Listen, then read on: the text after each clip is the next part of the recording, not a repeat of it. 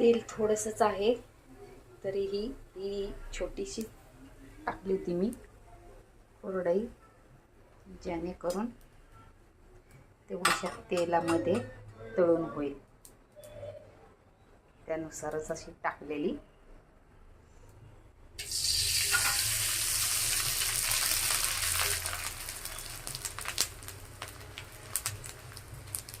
बस बाहेर असा पाऊस आणि मस्त असं छान आपल्या हाताने बनवलेलं